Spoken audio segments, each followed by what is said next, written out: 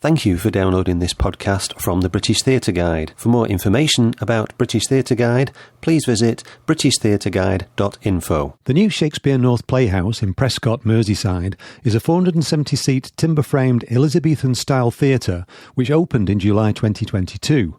However, its first production of a play by its namesake has opened more recently, produced by associate company Not Too Tame, based just over the Cheshire border in Warrington. The production will transfer to Newcastle for a run in the Epic Space at Northern Stage. I spoke to Not Too Tame's artistic director Jimmy Fairhurst, who has co-directed the production with Matthew Dunster, and one of the company's co-directors, Andrew Butler, who appears in the production during the Prescot run, and I asked them, of all the productions that people may have seen of A Midsummer Night's Dream, what is different about theirs? Ours is different because, do you know what? Because we put our Not Too Tame stint on it, and that is... Everybody's seen a version of Midsummer Dream, or they've been taught it at school and probably bored to death.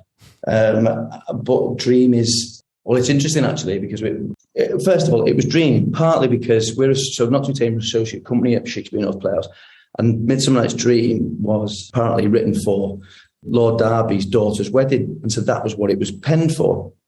And so that's partly why it's that reason, but also because... Well, we're quite well known for putting raucous nights on. We say that we're good night out specialists. And with Not Too Tame, all of our shows happen in real time, and they happen in that place. And several of the performers play functional roles within. Like we did Cinderella, but it was in a working men's club. So Cinderella was a glass collector. The two Ugly Sisters were very towy, so this week they were going to be event planners. Do you know what I mean? So that they have functional roles that they perform as well within the vehicle of their character. And for our Dream, certain things happen and certain people get pulled in that might not be there. But what happens is that the characteristics of those people who have to step in are exactly the perfect characteristics for the character within the show. And so there's an element of this thing happening in real time in that moment. And also it's Matthew Dunster, who came on from the very beginning, was really interesting to explore the truth of the text and what's actually happening in their humanity. It's dark, it's really dark. And I think I'll pass it to Andrew in a minute and get off my soapbox, but we've seen a lot of versions of Dream, and it's always these foppish sort of posh kids running around and, it's a bit daft, but actually... the stakes are massively high, and I've always thought the lovers in particular, that should be like This Is England.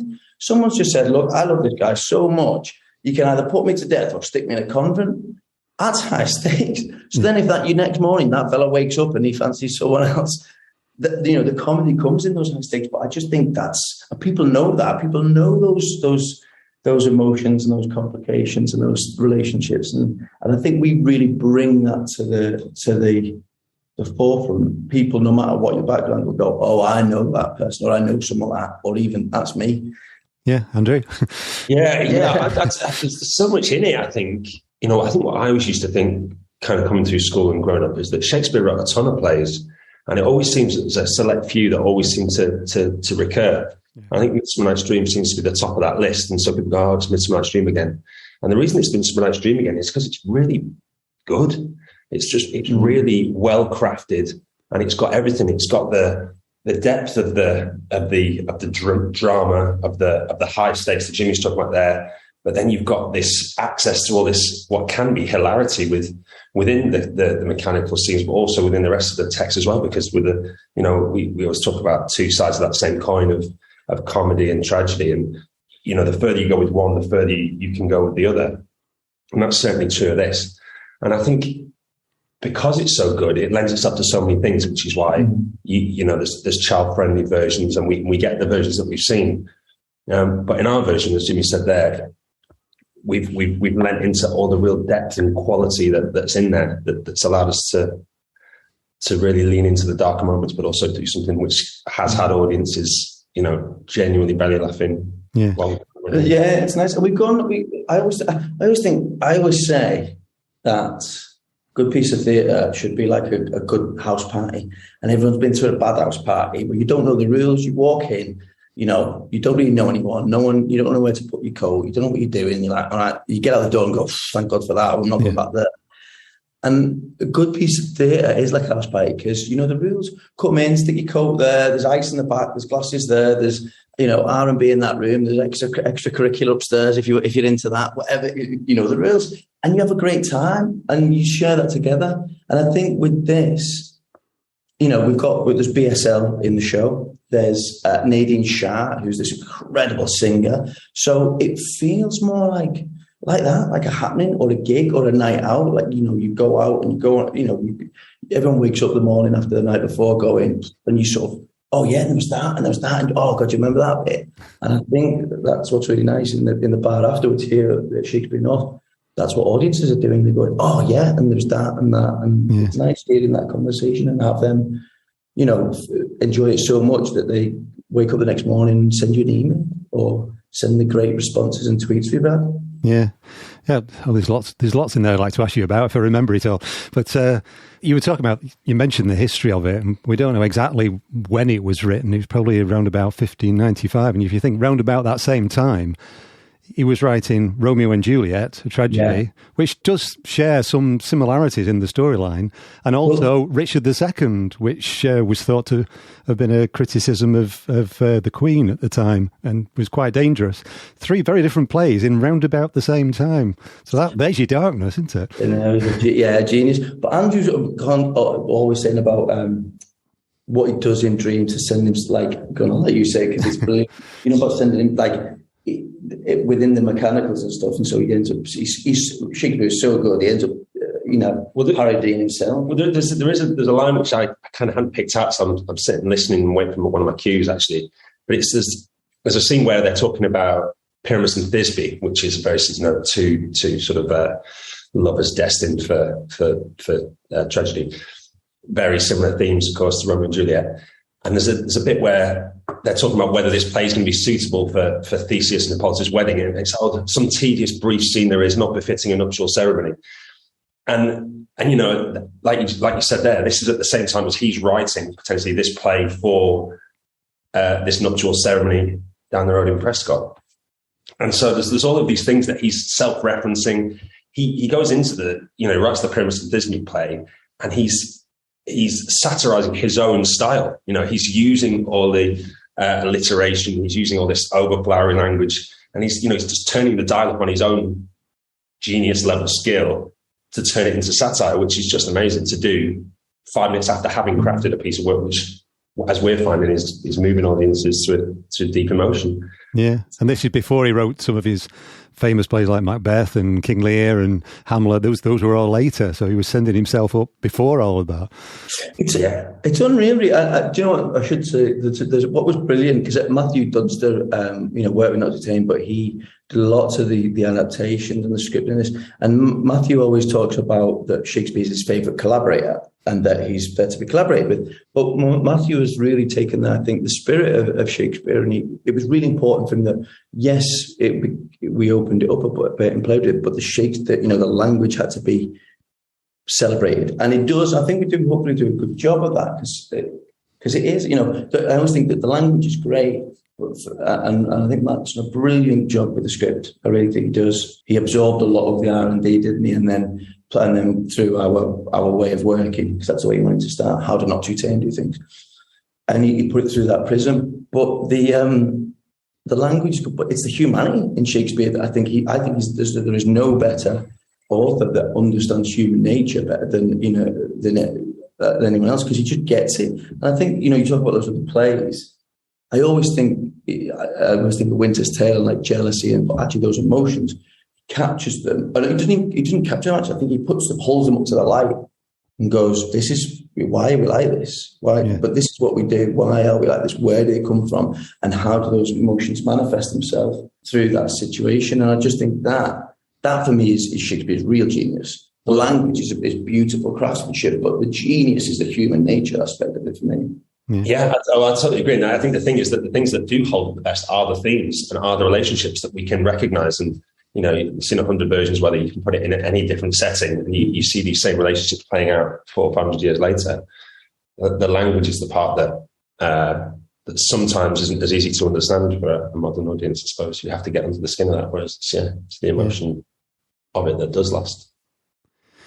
You mentioned also, I heard you mention the phrase "a good night out," and I wonder if that's you're taking that from John McGrath's famous book, because you often mention about working class theatre. Well, it's funny because people kept banging, like, I always say to Billy Elliot, because I was playing rugby league and someone said, "Do you want to do a play?" And I was like, "Be normal." And then I realised there were lots of girls involved. I was like, "Yeah, all right, I'll be back." Right? But people kept saying, "Oh, do you know John McGrath?" And I was like, "No." And it wasn't until, it was way after we'd made Early Doors, actually. But John McGrath, I mean, it was interesting because, well, with John McGrath, I sort of go a step back. I was at drama school at Royal Village College, and I was, we're looking for monologues, as you are when you're about to do a showcase. And I was like, "Where's Jimmy McGovern for stage? Where's Shane Meadows for stage? Come on." Like Jim Cartwright, brilliant. Of course, he wrote 2 in 1984, and that's the year I was born. So I'm like, come on, where's the next generation? So we said we wanted to put, we wanted to elbow our way to the bar of this industry and go, we want a voice at the table. And when we start, and we were like, what do we want to do? What do we know? And what is a balancer? Because a leveler is a pub. Because everyone's been into a pub, whether they drink or not. It's about community. It's not about booze, really. Most of the time. And so we made this show about a pub, and it was crafted. Whenever certain characters went up into John Cooper Clarke verse, and you had this sort of pavement poets and stuff like this, and it was beautiful. It was lofty, and it was some of the reviews said it was an ode to a boozer, or a love letter to the local boozer. But it was crafted, you know what I mean? Because that's where the joy of theatre is. And I think we have continued to do that in that being working class. I just listened to when you're talking about that there and talking about it being a good night out, and it's I think it's kind of there's a synergy there by coincidence in a way that we wanted to make a good night out, not from theory but from practice, from wanting to go. This needs to be, you talk a lot about we're not, when you're trying to bring audiences in, we're not competing with musicals or the other theatres down the road. We're competing with pubs and gigs and football games and things like that. We're creating entertainment for the same people. Well, it's funny because we know who we're making the work for, and that is before anything else. I don't care what it is; it's who it's made for, work for. And I think a lot of theatre is made not for this demographic of people. For you sort of, I was 18s into sort of mid to like 50. Those people who are either I want a good time, and they've got a few quid in the pocket, and you've got to be valuing for money, because otherwise they're going to spend it on a night out on the tiles or down the pub, or stay at home and have 2 months of Netflix. So it's got to be worth it, worth the money. But our friends who, I always talk about it like as an antidote, people have been put off theatre and Shakespeare because they've been told it's not for them. It's not literally, in a way, because the ticket price is too high. It's in a posh building. It's about something that is not relevant to them. Whereas we go, well, what are the qualities of a good place, of a night out? So like live or recorded music, something that you can engage with, something that can actually make you feel, and so you leave pregnant with an emotion, whatever. It's changed you in a way. And I think a lot of those, to go back to John McGrath, we cut our teeth doing this in pubs and clubs because we didn't have the money to rent out a theatre, and people felt comfortable coming in, and you could sell paper tickets. But those places, those social clubs, working men's clubs, pubs and community hubs, they are community hubs where people will go, and we use the vocabulary of the beautiful things and people around us. And I think that's what has held us in good stead, because we get rid of the reverential and the sort of the barrier between us and you. We don't go out the back. We don't go to the stage door. We come through the foyer, and we have post-show entertainment, and we'll have a laugh with you and a beer with you, and you will get up and sing karaoke together. And that is the difference. It is. There's no ego. No, absolutely. And then just a lot of people I've spoken to who aren't necessarily theatre fans or Shakespeare fans are going, well, I was meaning to read the play before I came, or people going, I needed to find out what was going on, because people there's sort of, it's anticipation that they're scared of it, or there's too much reverence of, I need to work hard to experience this. I need to understand it. I'm not worthy of it in some way, and that's not the point at all. Turn up and wait. It's our job to entertain you. You paid your money. Come and enjoy it. Don't feel like you have to worship at the altar of it in some way. It's exactly that. Have a good time. Well, Peter Brook was saying years ago, he said people go to, he's talking about the Deadly Theatre back in 1968, and he's talking about people think that if they're bored, then it must be good for them. Like your mum's saying, if it hurts, it must be doing you good. Absolutely. Well, his version of Midsummer was very well renowned, and that changed the face of theatre at the time. And some sort of quite shocking imagery and things like that in that, which actually is not a million miles from what we've done in a way with this. But it's funny, isn't it, that I revisit. Funny enough, when I was coming back to this, I was revisiting two books, The Empty Space and The Actor and the Target. And when I was reading that Dead Theatre as well, they're talking about the same thing. They're talking about something that is alive. And people talk about it wanting to be alive or political or funny. If it's alive, it will be all of those things. And I think that's something that I think is really important for people to hang on to. And it's interesting that we're going to two places. Like the building here, I don't know if you've been to. Have you managed to? No, I haven't yet. No. Because it's a conversation between the past and the present, and I think both here and they're very different. You've got this Tudor, beautiful building here with the auditorium, but the building itself is quite contemporary. In the heart of Prescot, Northwest, not known for its theatre, but it's doing that. It's being the antidote to people who and in the surroundings have maybe gone, oh, it's not for me, Shakespeare, but it is, and people are coming out going, oh my God, my cousin before we were involved in here. He said, yeah, he's from Higham. He goes, yeah, have you heard we're getting a lead theatre? And I'm like, but he was like, we're getting. And I think theatre, like I've always said, I'd be so proud if people spoke about Not Too Tame like they speak about their football club, who we play in at the weekend. They think they're on the bench. Do you know what I mean? So, and I would love audiences to feel like they're part of the company, that it's, that's symbiotic. And when we go to Newcastle, I'm really looking forward to it because I think that they're up for a good night out, and the Northern Stage dedicated to do loads of work in biker and integrating themselves into, we do beer mats rather than flyers. So there's loads of beer mats and graffiti tagging and stuff all around Newcastle. And we're going to go with the powerhouse that is Nadine Shah and a few Geordies. And I think it would be really well received there. And that building itself is, they're quite bold with the work that they put on. So it's, if we can turn their foyer into a social club after party, then we've done our job as well.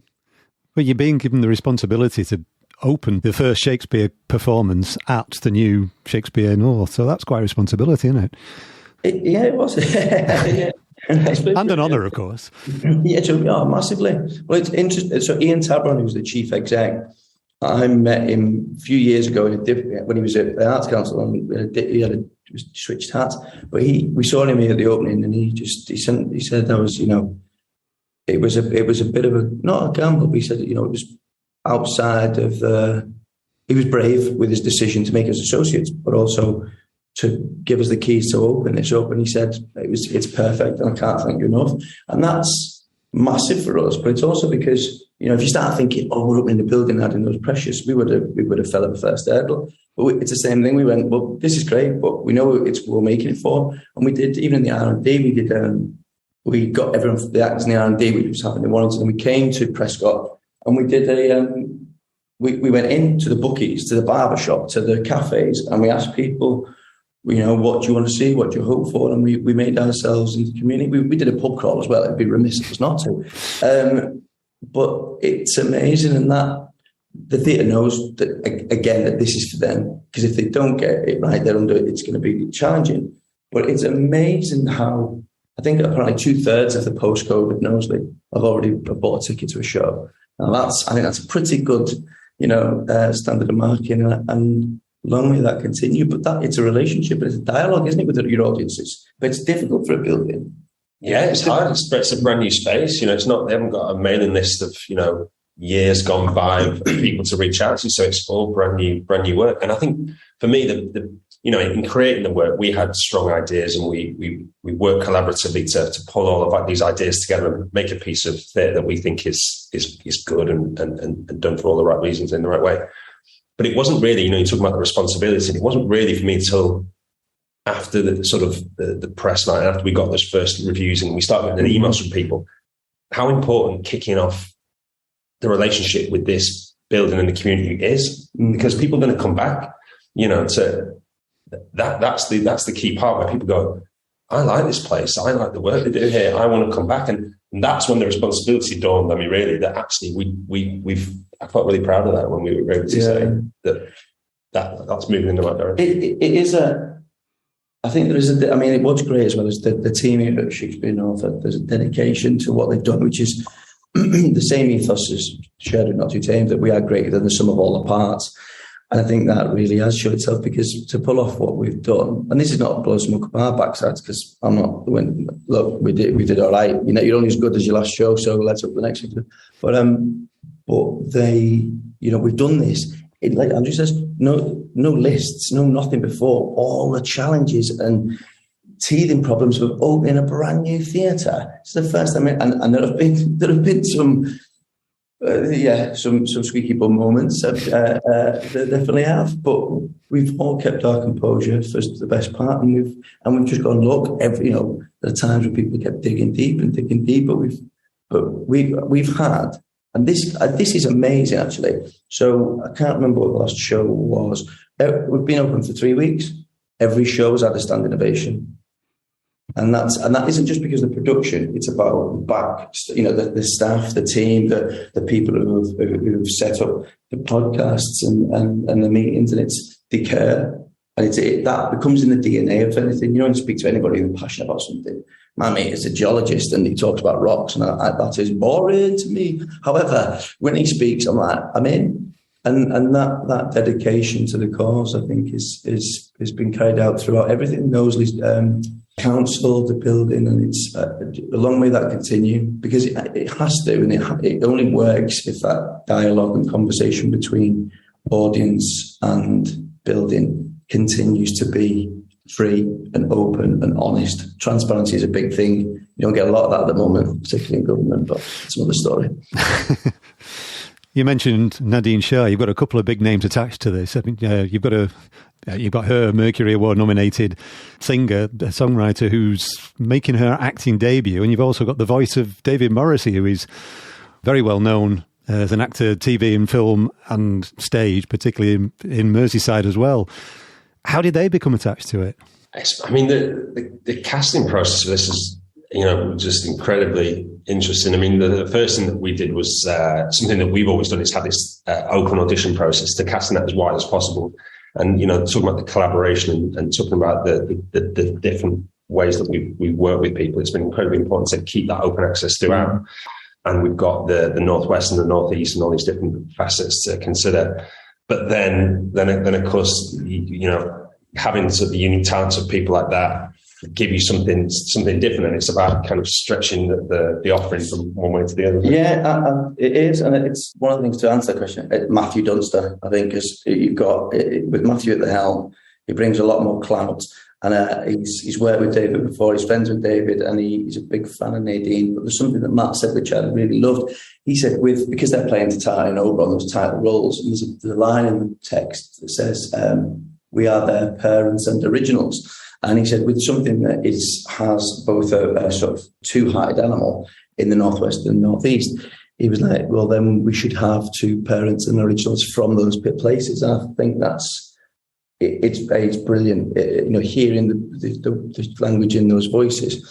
And like you say, they lend their own USPs and uniqueness to those roles.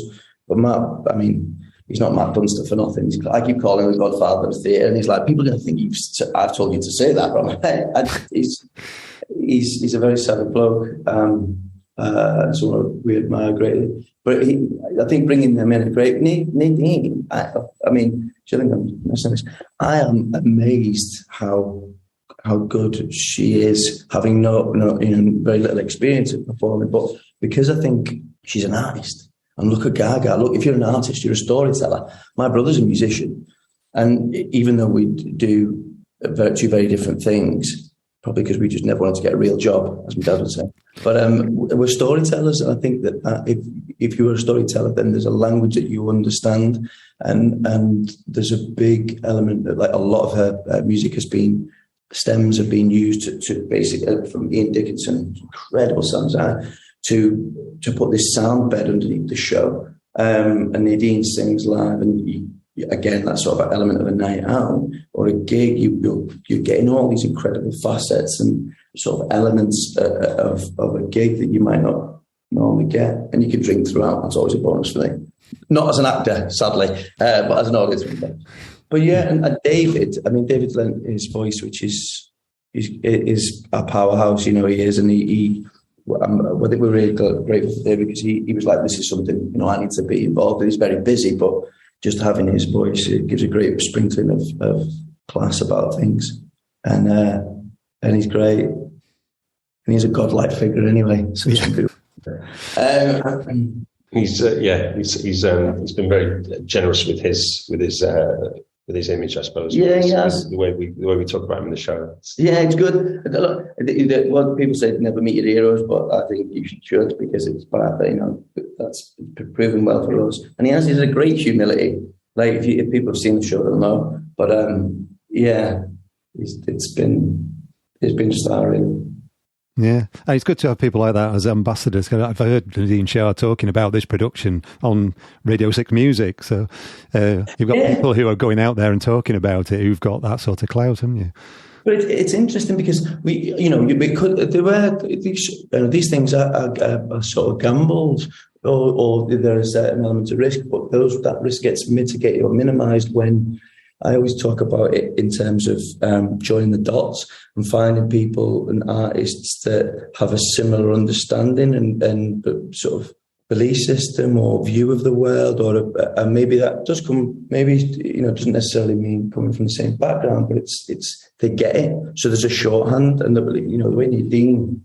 It's interesting because she was like, I don't like actors.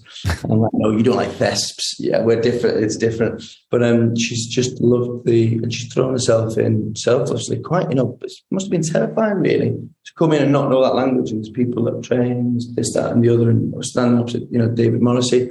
But it's a commitment and it's an understanding of that, and it just digs into our ensemble ethos, and it is a working class ethos that this is we're doing something. I always say when people try to tell you that you can't be working class and be an artist, I go, listen, I'm a tradesman. I'm just applying my craft as a spark wood or a joiner. It's just that my craft is storytelling. Yeah.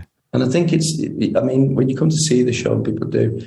I think the proof is in the pudding. You can see, like, this is a big physical show. You can probably hear my voice, but and we've all had to dig deep, but you rely on each other. Yeah. Well, I think that's the thing that having that conversation with Nadine as she's sort of been culcated into the world of acting, just crossing the disciplines and things she knows about performance and about audiences and things like that, to actual working with a squad of actors, a company of actors where we do all rely on each other, and things. When you're live in the moment, you do rely on each other to help each other out, and you've got that contact between each other. And it has been challenging, and some of the team have learned BSL in like a week and a half, which is just absolutely phenomenal skill in itself, just as one example. And so everyone's been there for each other and invested themselves into this process, and we're all still smiling at this stage. And so it's that's just been a huge credit. Everyone has been a huge credit to themselves, and so say for someone like Nadine coming into this as for the first foray into acting, it's just, I don't know, couldn't have had a better team to welcome her in to show what it's like to be part of the squad. You mentioned there working with William Grin, who's the deaf actor. I've never worked with a deaf performer on the scale before, and it's been enlightening actually, because I think going forward, I don't think any of us, all of us going forward, will have taken this, and it will positively affect everything we ever do, because it really broke down the barrier at first. They're like, well, we were afraid, I was like, oh God, because, you're trying to learn stuff and you think, how am I going to communicate this? And it really has broken down sort of so many barriers and walls, and going, actually, it's a lot easier than I think it is. And it's you pick up so much stuff so quickly because you want to and you want to communicate. But William's people go, oh, I don't get Shakespeare. People go, oh, I might understand. How am I going to understand something? And you get it. You absolutely get it. And it's, we talk about the poetry of the language, but there's a couple of scenes that are just moments, and they are probably some of my favourite and some of the clearest. My agent came to see it, and she's seen a lot of Shakespeare, and she's like, I think it's the clearest Shakespeare I've ever seen.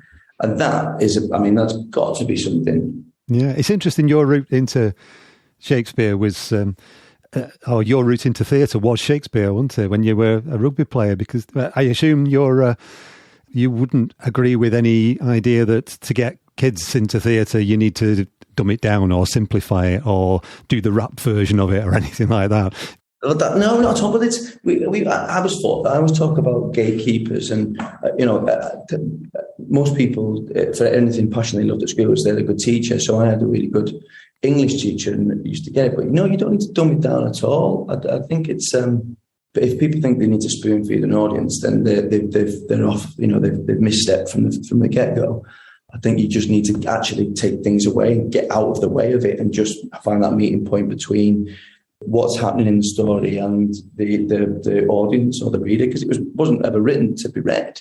It was written to be performed and heard. And I think the schools, we put 14 plus guidance on this, just it depends what you have, but we had schools in, and it was amazing actually. We've had lots of kids, it depends. If you're from Warrington, it would have been a 10. If I'm from Warrington, so it would have been a 10-year-old, but 14, just a bit of difference. But it's they've loved it, and you get teenagers here have been video, so there's a evolving policy at Shakespeare North Playhouse about how, conversation about how you allow people to engage and enjoy their entertainment. So they can take pictures and they can just make short videos and stuff like that. So, the schools were in certain parts, all the kids have got their phones out. And some people are like, oh, no, got to shut that down. I'm like, that's how that generation engage and entertain. So, you can't just, it's not black and white, but they've loved it. And they bring such an incredible energy.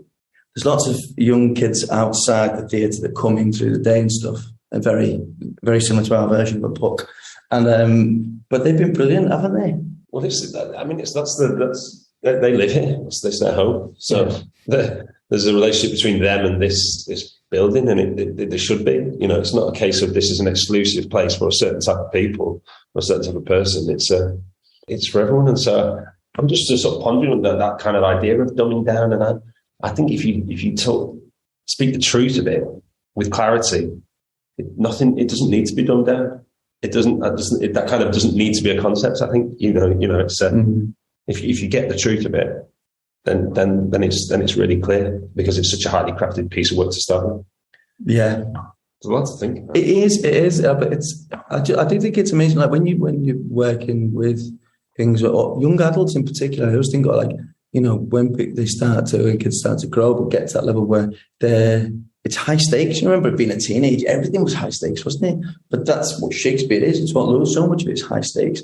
But then when you do see young people engaging with the bones of the story, particularly with the lovers, actually, because there's all the relationships, being the toxic relationships, or Demetrius and Helena, he ghosts her. That's what happens, and that's not okay. So I think this production in particular really goes after the mistreatment of female characters. And I think it's Puck's line, isn't it, saying it seems that it only makes females mad. I can't remember what the actual quote is, but it's just it's all about this mistreatment of females. And we attack some of that. Matt did it with some of the writing, but the creative process was very, very much a group conversation. And I think with all the incredibly strong female voices that we've got in this company, it was brilliant. And we went, we've got to address these things.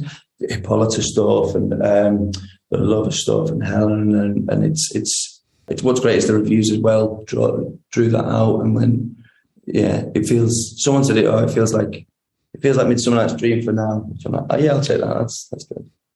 And on the back of that, one of the things that we've tried to look at is people's engagement with it in the relationship. And I think people, if you hold Shakespeare particularly in too much reverence, you go, that was something that happened somewhere else.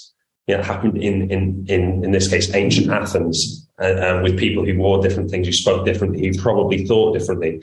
When they didn't, they're people, as we've already talked about, who have the same emotions as we do now, and some of the same sensibilities and things like that. And we talk about this concept of the there and then, and the here and now, and the here and now being today, the things that we understand, the things that we're seeing on the telly and on our social media, and then there and then being somehow different. And what we've looked at and tried to do with this performance, this production, and other productions we've done as well, is to try to break that barrier and blur that, so that actually you engage with the characters you're seeing in the there and then, in inverted commas, in another place, through the same lens as you see everyday life, so that you can understand the concept that this guy's ghosting this girl without dumbing it down and making, changing the language or doing it in some style, that you actually change your perspective on it so that you can see it through your own conception of the world. So that it makes sense.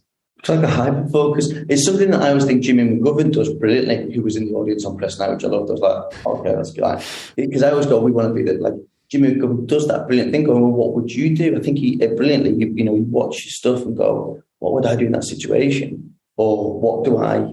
It raises the stakes, and you feel connected. Because sometimes I've always thought with the lovers in particular, you don't feel like you're like, so what? But from the off, you're in on this, and you care about them. That's what I love about. And the guys who play the lovers, every night, do you know what? Said to Prescot, the consistency and the stakes and the emotional roller coaster they go through, and they really go through each night, is I just think it's people that, for me, I go, it's a This Is England set of lovers. They're long and they're woody, and they're those things that a whole swathe of demographics watch This Is England, and when I am that, or I know that, or it's in my DNA, and I think that's something that we're all very proud of. That we go, yeah, this is for people like us. And at the heart of the play, you've actually got a group of the Elizabethan equivalent, I suppose, of working class characters with the mechanicals, haven't you? Who are often portrayed as being a bit stupid for comic purposes, but how have they come across? I'm guessing that you wouldn't have done that, although there's some comic value in they're not all particularly bright. But I was wondering how you've portrayed them. Yeah, I think to answer that, you have to see it in some ways. I think that the concept of a bunch of people trying to put on a play and impress people is not entirely alien to us when we're opening a new building and trying to make an impression. So it works on a lot of different levels, I suppose, in that way. But I think like you can probably go to certain theatres this week or next week and find the numpty walking around in a broad Lancashire accent. It's boring, it's hackneyed, it's lazy.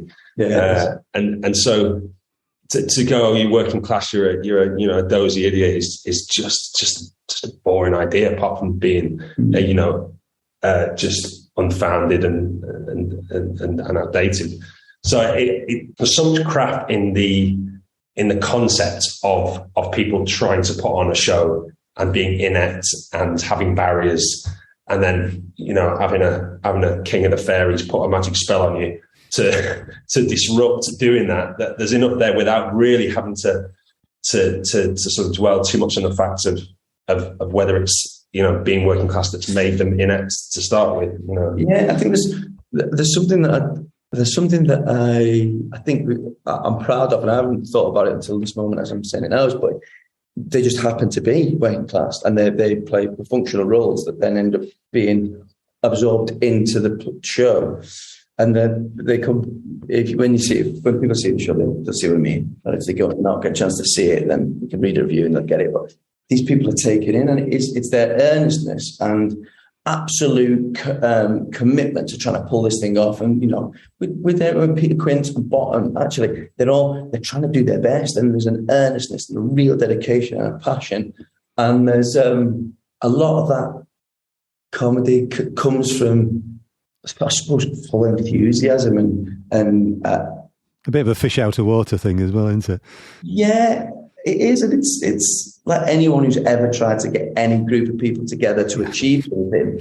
Yeah, in comedy ensues. You know what I mean? Whether it's an event, a gig, a sort of amateur dramatics, anything. It's just because if you get people from different backgrounds with different personalities together, it's all of that, isn't it? There are power struggles, there are clashes, there are things going wrong, but it's chaos management. I always say about these sort of theatre events. I'm like, okay, how do we solve this? That's funny, isn't it? They go how they solve it, and right. Oh, what about this? I mean, Bottom says, what about this? This is a problem. The ladies would be afraid of this. Will not, write me a prologue or do this or do that, and it's interesting. But what we do, we can say, so we're one short. So there's an audience member gets roped in to play a character, and that is a real parallel to the nature of our piece. It's like we need the audience. They are both as a singular person, but as a whole, they are our 11th man, to use a sporting term, but they are in the ensemble. And so when the warmth that the rest of the audience, there's audience participation throughout, but the warmth that the rest of the audience give to that one person that steps up and goes, yeah, I'll help you, is probably the single purest bit of joy that you get, because the applause that they give that person is greater than everything else, because they're with them, and like vicariously they're going through that experience, and it's a joyous thing. And when that person comes and they have a family or a young child, the audience look to the child's face, and I love it when I do it. Yeah. Okay, well, you're right in the thick of performances at Prescot, and then you move up to Newcastle for a full run there. What else? Have you got other plans for the company after that? World domination. Well, it's funny enough, we're waiting on the 26th of October, because a lot of people will be waiting to see if we find out if we become an NPO. But for us as a company, it's interesting because people went, so lots of people go, so Shakespeare's your thing now. And I'm like, not necessarily. Good theatre, good nights out, I think. So whatever we apply, I think, to next. But we definitely want to work with more musicians, whether they're names, like Nadine, or we come with something, but we want to do something raucous, populist, and to quote Saturday Night, Sunday Morning, and the Arctic Monkeys, whatever you say I am, that's what I'm not. So, we'll shape-shift, and whatever it'll be a good night out. That was Jimmy Fairhurst and Andrew Butler of Not Too Tame in Warrington on their production of A Midsummer Night's Dream, which runs at Shakespeare North Playhouse in Prescot from the 22nd of September to the 22nd of October, and at Northern Stage in Newcastle from the 29th of October to the 12th of November 2022. For more information and tickets, see www.nottotame.com, shakespearenorthplayhouse.co.uk or northernstage.co.uk. You've been listening to a podcast from British Theatre Guide. For more information, please visit britishtheatreguide.info.